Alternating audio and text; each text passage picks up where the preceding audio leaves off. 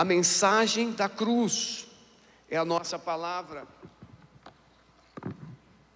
nesta manhã. 2 versículos bíblicos para sustentar ou fundamentar a palavra, que um já foi lido aqui. Porque Deus amou o mundo, esse mundo aqui são todas as pessoas, e ele diz: porque Deus amou o mundo de tal maneira que deu o seu Filho unigênito, para que todo aquele que decidir crer, terá vida eterna. Tem vida eterna. Mateus 16, 24. Então disse Jesus aos seus discípulos: se alguém quiser vir após mim, renuncie-se a si mesmo, tome a sua cruz e siga-me. O amor de Deus, ele vem derramado para o seu coração através do Espírito Santo, e no momento em que esse amor chega ao seu coração, a primeira coisa que você fará é a disposição de seguir a Jesus. E o que significa tomar a cruz? Tomar a cruz significa, quando um criminoso era condenado à semelhança de Jesus, esse criminoso, na sua caminhada, carregava a sua própria cruz. E quando as pessoas nas ruas da cidade viam alguém carregando uma cruz, sabia que aquela pessoa estava indo para a morte. Então, quando Jesus diz: quem quiser vir após mim, tome a cruz e segue-me ou siga-me, ele está dizendo: tenha disposição de morrer por mim todos os dias. A nossa fé, ela é uma atitude de nos colocarmos totalmente na dependência de Deus, a ponto de perdermos a nossa própria vida. Nós temos muitos heróis da fé na Bíblia, mas nós temos muitos heróis da fé também no meio do nosso povo. Muitas pessoas entendem a verdadeira mensagem da cruz. Muitas pessoas ainda não entendem. Porque a mensagem da cruz, diz a palavra, que é loucura para os que perecem. É uma loucura como que um Deus todo-poderoso se torna homem, e como homem, ele vai até uma cruz de forma submissa, humilde. Então, para os judeus era um escândalo, e para os gregos era loucura, porque não se concebia alguém tão poderoso se sujeitar a um martírio de cruz. Mas Paulo diz: longe de mim esteja gloriar-me a não ser na cruz de nosso Senhor Jesus Cristo. Gloriar-me, alegrar-me, me sentir importante, a não ser que eu esteja na cruz. A cruz nos faz recordar quem éramos. Quem era você antes de ser um cristão? Quem eu era? Talvez você não nasceu numa família de gente muito torta, muito pecadora, entre aspas. Talvez você tenha nascido numa família que julgavam tudo certinho, mas, como eu disse na introdução, carregavam a culpa, a dor, o sofrimento, a acusação, tantas coisas que eram carregadas no seu coração, que você procurava resposta. E onde você encontrou respostas? Na pessoa de Jesus, que passou pela cruz.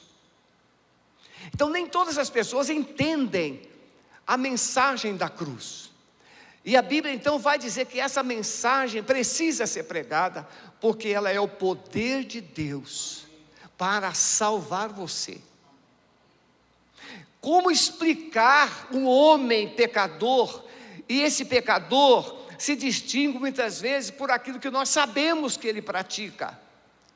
Seja um vício, seja uma maldade, seja uma ação imoral, uma ação de corrupção, e de repente essa pessoa recebe Jesus, E diz: eu aceitei Jesus, e agora seus lábios não falam mais como antes, a sua mente não produz mais aquelas ações de antes, e agora ele revela uma pessoa boa, mansa, humilde, honesta. Como explicar isso? Como explicar uma pessoa cativa nas drogas, cativa no crime, ser transformada? Como explicar isso? Não há explicação. Isso se chama poder de Deus.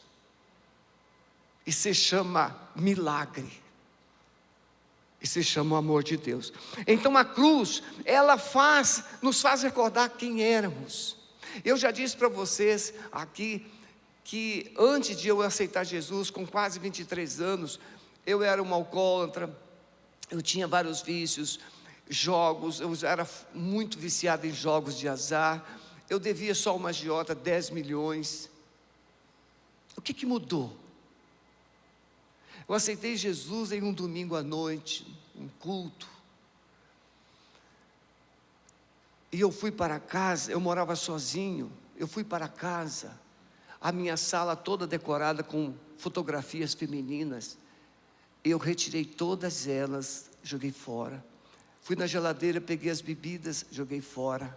Na segunda-feira meu irmão me chamou para jogar na loteria, eu disse não. O que mudou?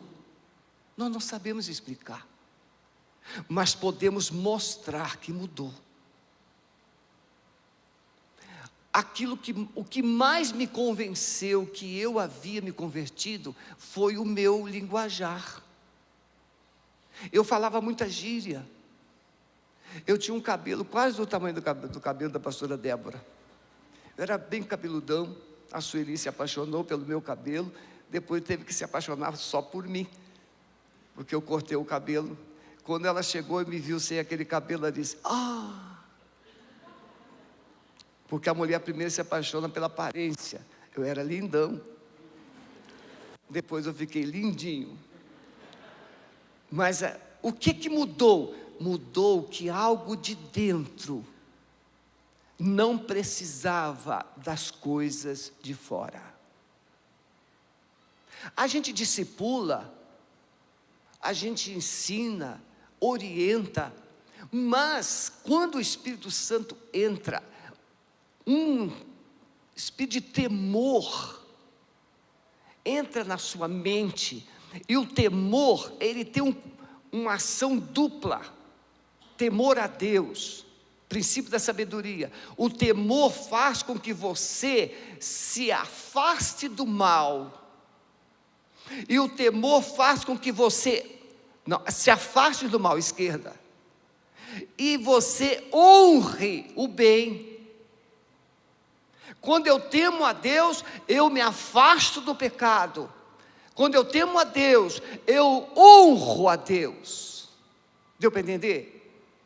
Então isso não precisa ser decorado, isso é instintivo, é natural, porque o Espírito de Deus entra e Ele coloca dentro de você esse temor, de você se afastar do mal e você ter sede de Deus, sede da presença de Deus. Então a cruz nos faz recordar quem éramos. Você precisa saber quem você era, e se você não tivesse tido encontro com Jesus, você ainda poderia estar lá, e talvez nem mais vivo. Eu tive infarto com 20 anos, de tanta bebida. Dentro de uma UTI eu cheguei a pagar, em 1975, eu cheguei a pagar 50 mil na moeda atual, na moeda daquele tempo, para eu fumar um cigarro dentro da UTI. Mas quando Jesus entra, o cigarro não tem mais autoridade sobre você. O álcool não tem mais autoridade, o mal não tem mais autoridade. Aí eu saí de um cativo para ser um libertador de cativos. É assim que Deus faz. Então a cruz ela traz a memória que um dia Você era assim, mas Deus te fez assim. Amém, meus irmãos?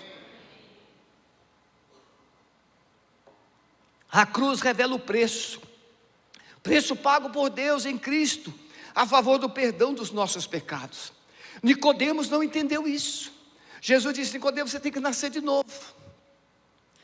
João 3, Jesus fala que assim como a serpente no deserto foi levantada, assim Jesus seria levantado. Quando a serpente, lá no deserto, quando o povo sai do Egito, o povo começou a ser picado pelas serpentes, por causa da desobediência, por causa da rebeldia, por causa dos seus pecados, por causa da murmuração. Então as serpentes vinham e picavam os israelitas, e os israelitas começaram a morrer. E o povo clamou a Moisés, e Moisés clamou a Deus, e Deus falou assim: Moisés, levante uma serpente de metal lá no alto do monte, e será que todo aquele que for picado pela serpente, olhar para a serpente de bronze, essa pessoa será curada. Qual era a intenção de Deus fazer isso? Primeiro, levar o israelita a ter consciência de que ele pecou. Porque a picada da serpente era mortal. O salário do pecado é a morte. Picada de serpente é morte. Então, quando a pessoa reconheceu: fui picado, vou morrer, então ela precisa de cura. Olhe para a serpente de metal. O ato de ela olhar para a serpente de metal era uma atitude de obediência e fé, e reconhecimento de que ela tinha o veneno. Aí o João vem e escreve que assim Jesus foi levantado. Um dos grandes problemas da humanidade é não se perceber pecadora. Outro grande problema é a pessoa não entender ou não admitir que precisa de um Salvador. Quando a gente tem dor de dente, ninguém discute que precisa de um dentista. Quando você tem dor nos ossos, ninguém discute que precisa de ortopedistas. Se você tem problemas de pressão arterial, ou seja lá o que for na área cardíaca, você não discute que precisa de um médico cardiologista. Você não discute.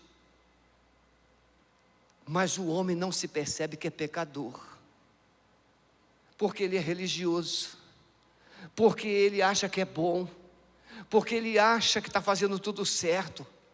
Então a primeira coisa é entender que nós somos pecadores, e por sermos pecadores, estávamos afastados de Deus, e por estar afastados de Deus, estávamos perdidos, desligados.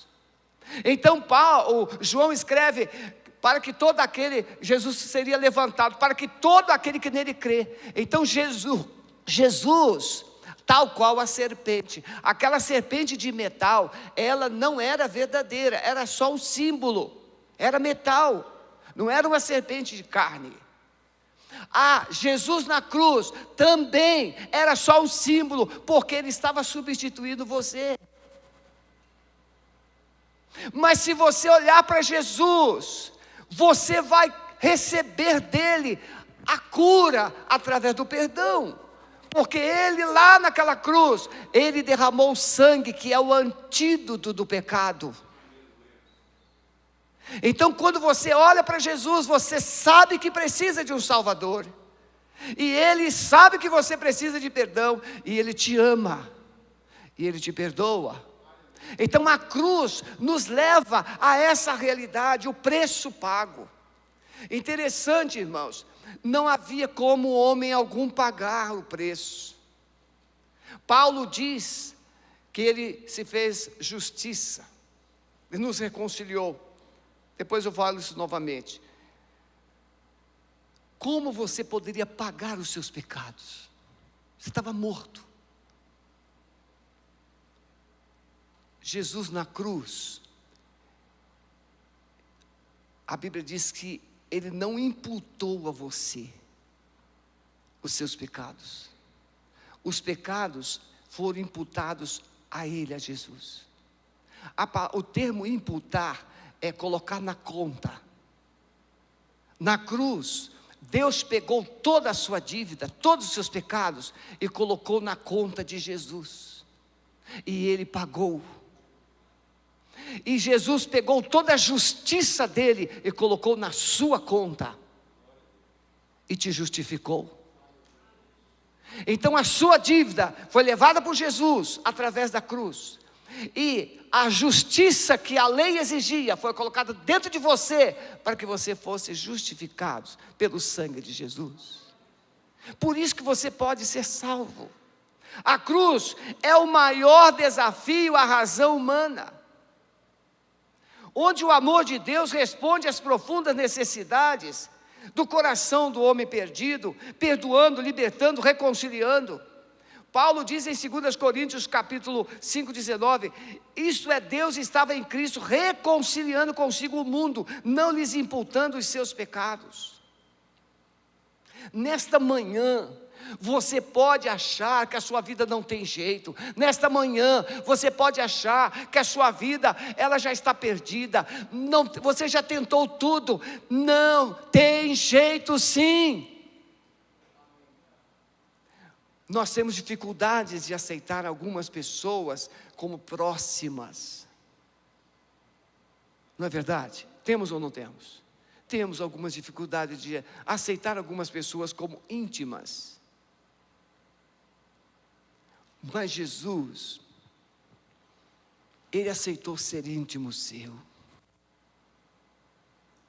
Mais que isso, Ele se fez você. Quando Deus fez o homem lá no Éden, Ele colocou a mão no barro. Mas para Deus salvar você, Ele precisou entrar no barro. Deus se fez carne para sofrer a sua dor. Então essa reconciliação é somente através do amor de Jesus, porque Ele leva o ódio, Ele leva a mágoa, Ele leva a ferida, Ele leva o passado, e tudo se faz novo. A cruz é loucura para o homem, mas é sabedoria de Deus. Deus é sábio, e aprove a Ele fazer algo de forma que você jamais poderia fazer. Primeiro então tudo isso foi só a introdução. Ponto número 1.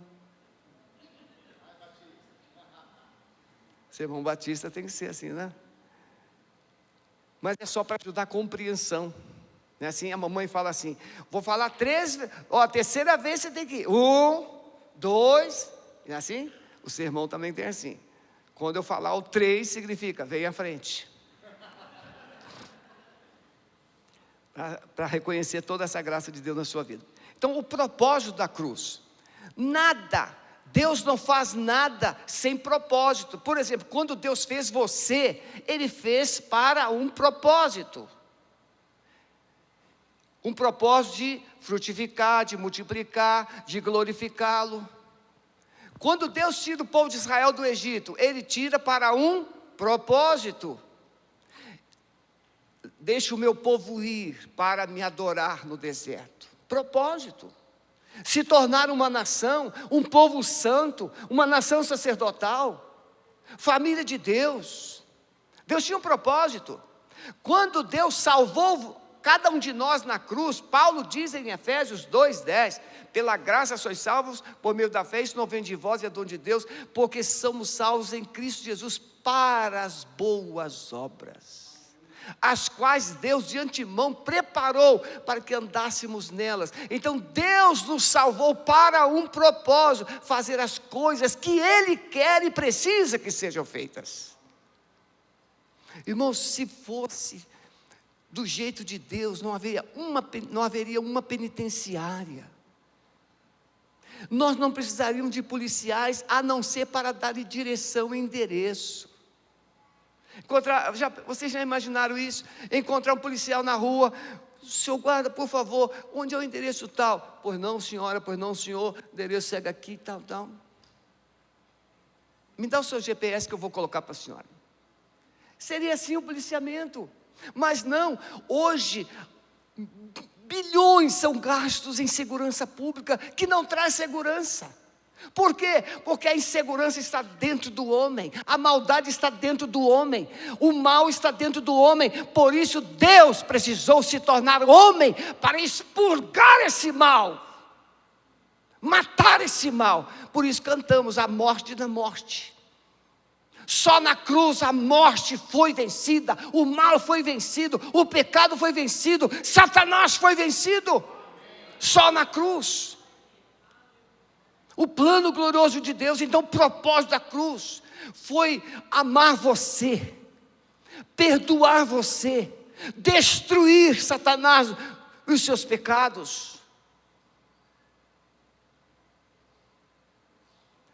E quando vós estáveis mortos nos pecados e na incircuncisão da vossa carne, vos vivificou juntamente com ele, perdoando-vos todas as ofensas, havendo riscado a cédula que era contra nós, e nas suas ordenanças, a qual de alguma maneira nos era contrária, e atirou do meio de nós, cravando-a na cruz, despojando principados e potestades, e os expôs publicamente, e deles triunfou lá na cruz. Jesus na cruz. Irmãos, aqui os mais antigos entendem isso. Vai lá no mercadinho, compra alguma coisa, anota no caderno. Quando você vai pagar, ele faz um X naquela página. O X naquela página significa, ele não deve mais. A cruz é um X na sua vida. Um X de que você não deve mais nada, que o seu passado foi quitado. O X de Jesus na sua vida significa que Ele depositou algo precioso dentro de você, que Satanás nunca mais poderá te acusar, te culpar de algo. E essa expressão que o apóstolo Paulo usa, e o apóstolo João também, para isso se manifestou o Filho de Deus, para destruir as obras do diabo. Essa expressão significa, na cruz, Deus tornou todas as ações de Satanás inúteis. Inutilizou as suas armas, despiu as suas armas. Se você sabe que uma serpente é venenosa, por exemplo, uma cascavel, e uma picada de uma cascavel é quase fatal, se não tiver socorro em tempo oportuno. Mas vamos aí, você então pega uma cascavel e arranca todos os seus dentes, suas presas. A cascavel tem um veneno, mas ela não tem presa para colocar, injetar o veneno dentro de você. Satanás tem maldade, Satanás tem ódio, Satanás tem poder, mas quando Jesus na cruz destronou o seu poder, é como tirar os dentes da serpente. Ele arranha você, mas ele não tem mais autoridade sobre você, ele não tem mais poder sobre a sua vida, porque Jesus disse, é-me dado todo o poder, no céu e no inferno. Jesus é o poder. Então somente na cruz, essa obra foi realizada, levar o homem às consequências, ou reconhecer as consequências dos seus pecados. Muitas vezes você não mensura a consequência de uma mentira, você não mensura uma olhadinha na pornografia, você não mensura uma flertada com o sexo oposto, você não mensura um envolvimento com a corrupção, você não mensura, você não mede as consequências, mas quando as consequências vêm, você chora. Só que já está feito, o casamento foi destruído, filhos foram destruídos, emprego perdido, e talvez uma cadeia pela frente para ser enfrentada. E aí a solidão, na solidão a mente fala, por que eu fui fazer isso? Mas fez. A cruz traz a memória, leva o homem a reconhecer as consequências. O salário do pecado é a morte. Por isso Jesus teria que morrer. Mas em substituição a você e a mim, Ele pagou o preço. Isso é Páscoa. Aí eu estava ali na hora do louvor, a minha mente começou a ser levada para aquele texto de Marcos 4 e 5. Jesus disse assim: passemos para o outro lado. Páscoa é passagem. Do outro lado tinha um oprimido, endemoniado, morava nos sepulcros. Jesus, no mar, enfrenta a fúria e impetuosidade do vento. Você já percebeu que a sua vida de pecado te sacode para um lado, te sacode para o outro? A sua vida de pecado, ela instabiliza você. Você está sempre com medo, não vai dar certo, eu vou me afundar, vai acontecer isso, vai acontecer. A sua vida é sacudida para lá, é sacudida para cá. Até que Jesus se levanta no barco e dá uma voz de comando ao vento e ao mar. O que Jesus fez daquele barco era um ato profético do que Ele iria fazer na vida do endemoniado. Se Jesus tem poder para dizer ao mar: aquieta-te, ao vento, pare. Jesus também mostrou aqueles 2.000 demônios: aquietem-se e sai. Ato profético no mar do que Ele iria fazer na terra. Ato profético no céu do que Ele iria fazer na terra. Jesus foi lá naquele cemitério e Ele libertou aquele endemoniado e o transformou em um pastor. A gente fica imaginando. O pastor João Brito pregou sobre esse texto aqui recentemente, eu estava acompanhando pela internet. Pregou muito bem. Quase que eu copiei algumas coisas. Mas tente imaginar agora aquele ex-endemoniado chegando na cidade para comprar pão na padaria. Me dá meia dúzia de pães. E as pessoas: mas ele não era. E agora? Não é mais. Agora aquele que andava nu, anda vestido. Aquele que agora falava palavrão, pede por favor. Aquele que agora gritava e berrava, ele agora fala educadamente: por favor, por gentileza. Gente, a presença de Jesus tem que mudar toda a vida do ser humano. Não tem como ser diferente. Mas o pior, ainda estava, ou o melhor, né? Estava por vir, é que ele chega na sua casa. Aquele endemoniado, por certo, tinha sido um rejeitado, um maltratado, uma pessoa ferida. E aí ele chega na sua casa e ele diz: papai, eu estou aqui para te perdoar, porque eu encontrei o Salvador. Mamãe, eu estou aqui para te abraçar, porque eu encontrei o Salvador. Meu irmão, você me chutou para fora, você me botou para fora de casa, mas eu estou aqui para dizer que eu te amo. É isso que Jesus quer fazer com você. Você voltar para casa e dar um chute no traseiro de Satanás, mas dar um beijo na face dos seus irmãos e dos seus pais. É isso que Ele faz. É a obra de Jesus. Isso é Páscoa. Quebrar a maldição, arrancar as palavras malditas que foram proferidas contra você. Visto como os filhos participam da carne e do sangue, também Ele participou das mesmas coisas, para que pela morte aniquilasse o que tinha império da morte, isto é, o diabo, e livrasse a todos os que, com medo da morte, estavam por toda a vida sujeitos à servidão. Jesus pegou a morte pelos cabelos e a levou para o inferno. Morte, seu lugar é aí.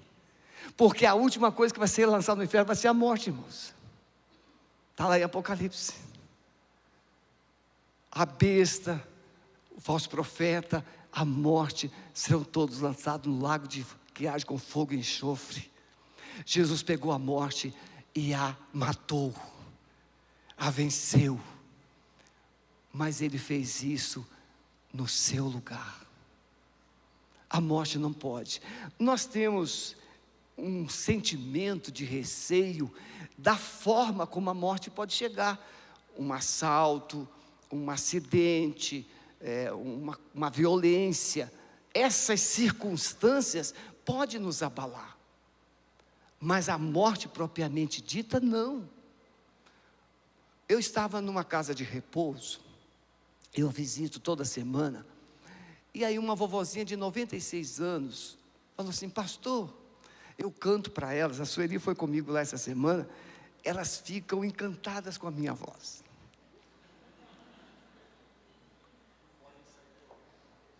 O João disse que elas não podem sair, não podem fugir. 99 das vovozinhas não andam mais, só na cadeira de rodas. Aí eu falei assim: pois não, essa se chama Jurema, mas pense numa vovó espoleta, mas é muito esperta, muito esperta. Essa ainda anda, 96 anos, é a mais velha e anda. Aí ela falou assim: pastor, essa noite eu acordei e fiquei pensando na morte, e eu fiquei com medo. E se eu morrer? E ela ficou ali, lidando com aquela sensação, aquele medo, aqueles pensamentos.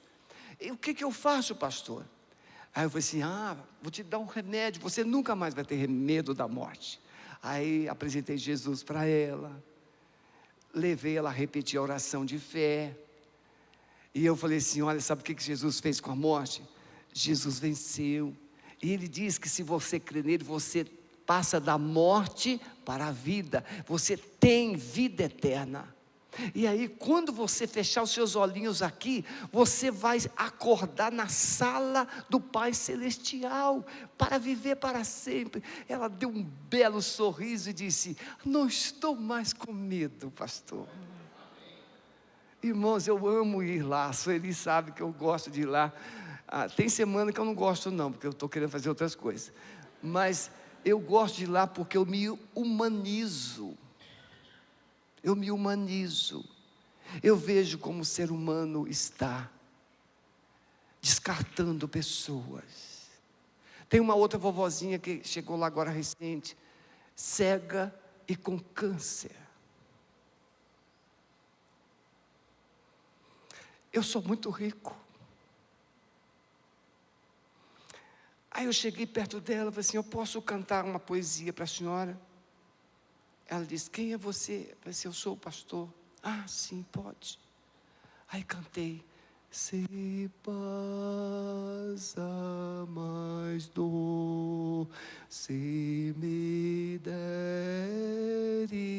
gozar, se dura mais forte sofrer,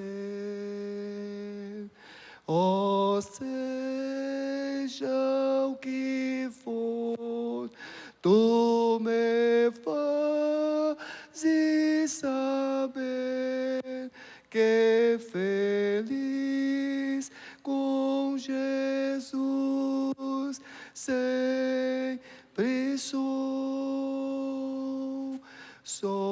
feliz com Jesus, sou feliz com Jesus, meu Senhor. Ai,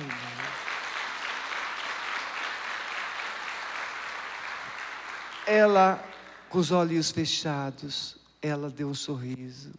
Eu disse: a senhora gostou? Muito lindo. Foi o senhor que escreveu?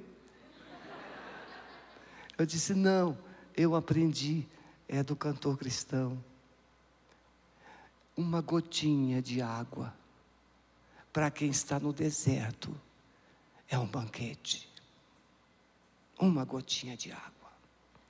Então na Páscoa, muitas vezes a gente esquece que Jesus naquela cruz, Ele estava matando a nossa sede, restaurando nossos sonhos, trazendo de volta a vida, mas levando a nossa morte. Em segundo lugar, meus irmãos, A mensagem da cruz. Eu quero concluir aqui.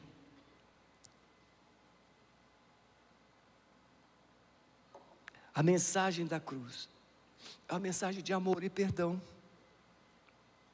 A própria cruz é um ato de amor, porque ela era um objeto de condenação, e quem estava lá era justo e bom, e quem não estava lá era o perverso e mau. Éramos nós. Aquela cruz era minha, aquela cruz era sua.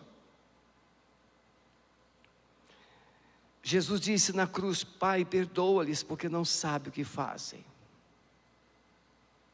A cruz é um lugar onde Deus decidiu perdoar. É a linguagem do perdão. Não adianta carregar um crucifixo no peito, se o coração tem vingança. Não adianta carregar um crucifixo no peito, se o coração está magoado, ferido, zangado, vingativo. Não adianta. É preciso carregar o crucifixo dentro do coração, para que ele retire de lá o fel, a dor, e derrame graça e perdão. A cruz tem um poder muito maior do que a soda cáustica, de limpar. Diz a Bíblia que nenhum lavandeiro do mundo pode branquear algo mais do que o poder do sangue de Jesus. Ele torna você mais alvo do que a neve. Nenhuma mancha, nenhuma ferida, nenhuma cicatriz. Jesus não deixa cicatrizes. As cicatrizes que você carrega são você mesmo que fez. Mas Ele não. A mensagem da cruz é a mensagem de amor, de perdão. É um Deus que brada naquela cruz: eu te amo, por isso te perdoo. Perdoar é quitar, é desligar, é não utilizar mais algo que você fez contra você. Perdoar é aceitar a justiça de Deus em seu favor. A mensagem da cruz, ela traz esperança de vida eterna. Jesus disse para aquele ladrão que se arrependeu: hoje mesmo você estará comigo no paraíso. Aquele homem condenado, aquele homem sabia que ia morrer, mas ele olhou para Jesus, tal qual a serpente no deserto. Ele olhou para Jesus: Senhor Jesus, lembra-te de mim. Na cruz, há uma memória de que alguém se importa com você, e esse alguém continua vivo. Ele não morreu, ele ressuscitou. E ele disse para aquele criminoso: hoje mesmo você estarás comigo no paraíso. Porque, irmão, Jesus apareceu ao terceiro dia, mas ele venceu a morte no mesmo dia. Porque ele disse: hoje mesmo, durante aquele período entre crucificação e ressurreição propriamente dito, Jesus foi diante de Deus, justificou cada um de nós dos nossos pecados, e Jesus foi ao inferno e declarou a morte vencida e Satanás derrotado. Então Jesus, ele tem uma mensagem de esperança, e essa mensagem foi anunciada na cruz. Na cruz, a mensagem de libertação e salvação. Quando Jesus na cruz, ele morria, ele disse: está consumado. A palavra grega tetelestai é justamente esse perdão, essa libertação, essa justificação, essa salvação. Você está salvo. Baixe sua cabeça, por favor. Você pode estar amarrado, aprisionado, complicado, mas Jesus nesta manhã quer te dar perdão, quer te dar vida eterna e quer libertar você do cativeiro que você vive na sua vida.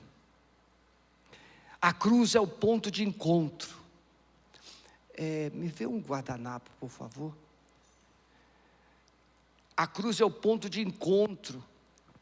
O seu passado se encontra com o seu futuro. A cruz divide, separa. Muito obrigado, querida.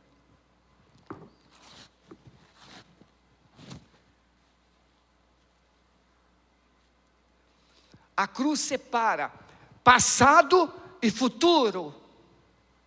Na cruz é o marco zero. O seu passado é zerado e o seu futuro é anunciado, é proclamado. A cruz é um encontro de amor, cravos e sangue. Nos cravos, os seus pecados estão sendo apagados, e no sangue, sua vida está sendo justificada. Amor e perdão. A cruz é a porta da vida eterna. Lugar de escolhas. 2 ladrões, 2 escolhas, 2 destinos, vida ou morte, céu ou inferno. É você que escolhe. Ninguém pode escolher por você, só você. Você entendeu todo este amor? Você entendeu a mensagem? E eu quero dar para você uma palavra de fé. Jesus está aqui, de pé, mas fora da cruz, porque Ele venceu, e Ele te perdoou, Ele te curou, Ele cancelou toda a culpa e acusação, e Ele tem para você um novo tempo. Isso é Páscoa, é sair de um cativeiro para um sonho, para um propósito, é sair da opressão para a paz, a esperança. Jesus está aqui. Olhe pela fé, e se você crer que Ele pode fazer isso que eu preguei na sua vida, saia do seu lugar e venha aqui, se prostre aos pés de Jesus, porque Ele está pronto para te curar, pronto para te perdoar, pronto para transformar a sua história, pronto para cancelar toda acusação, pronto para sarar suas feridas, pronto para restaurar áreas da sua vida que não tem mais esperança. Mas Ele é Deus, Ele é poderoso, Ele é o Senhor. Ele venceu a Satanás, Ele venceu a morte, Ele quebra as correntes, Ele cancela toda a dívida, porque Ele te ama, Ele te ama.